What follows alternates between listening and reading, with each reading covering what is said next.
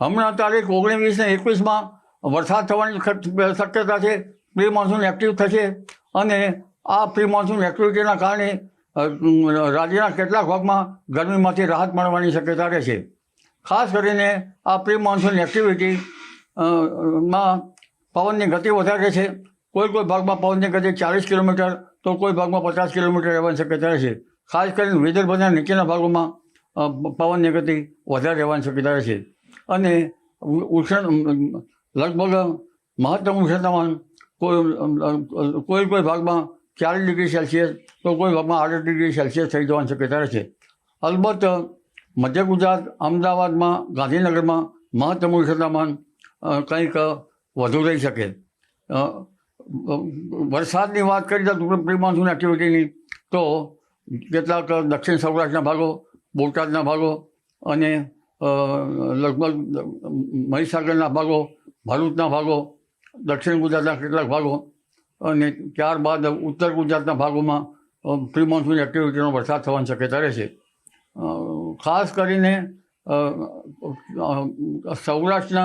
દક્ષિણ સૌરાષ્ટ્રના કેટલાક ભાગોમાં વાદળવાયુ પણ આવવાની શક્યતા રહેશે. ઉપરાંત રાજકોટના કેટલાક ભાગોમાં પણ હવામાનમાં પલટો આવશે. ઉત્તર ગુજરાતના ભાગોમાં પણ સાબરકાંઠાના ભાગો, અરવલ્લીના ભાગોમાં પણ પ્રી મોન્સૂન એક્ટિવિટીનો વરસાદ થવાની શક્યતા રહેશે. થરાદ, બનાસકાંઠાના ભાગોમાં પણ પ્રી મોન્સૂન એક્ટિવિટીનો વરસાદ થવાની શક્યતા રહેશે. મહેસાણાના ભાગોમાં, પાટણ સમી હારીના ભાગોમાં પણ હવામાનમાં પલટો આવવાની શક્યતા રહેશે અને ક્યાંક છાંટાછૂટી થવાની શક્યતા રહેશે. જો કે પ્રી મોન્સૂન એક્ટિવિટીનો વરસાદ બધે થવાની શક્યતા રહેશે નહીં.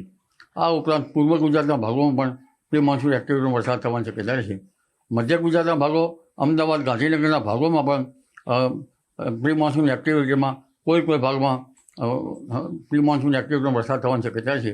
કોઈ ભાગમાં ગાજવીજ થાય તો ક્યાંક કરા પણ પડી શકે અને ઉત્તર ભારતના ભાગોમાં પણ હવામાનમાં પલટો આવવાની શક્યતા રહેશે.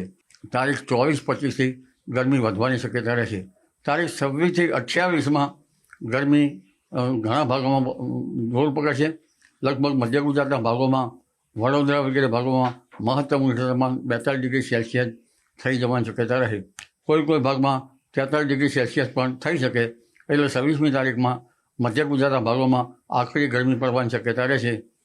તારીખ 27 અને 28માં પણ આખરી ગરમી પડવાની શક્યતા રહેશે. આ અરસામાં કેટલાક ભાગમાં વાદળો આવવાની શક્યતા રહેશે. ત્યાં ગરમી વધઘટ રહેવાની શક્યતા રહેશે.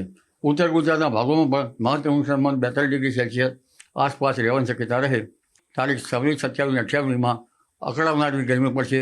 ભેજનું પ્રમાણ વધારે રહેશે અને આ ગરમીના કારણે હવે ધીરે ધીરે પવનની ગતિ વધશે. ગરમીના કારણે પાથરેલા જે વેપાર કરતા વેપારીઓ અને ખરા તાપમાં કામ કરતા મજદૂરોમાં ડિહાઇડ્રેશન ના થાય એનું ધ્યાન રાખવાનું રહેશે.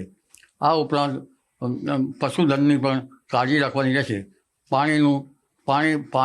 પાણી અંગે પશુઓને પણ નિરણ સાથે યોગ્ય પાણી આપવાની શક્યતા રહેશે. જનધનને પણ ડિહાઇડ્રેશન ન થાય એટલા માટેનું ધ્યાન રાખવાનું રહેશે.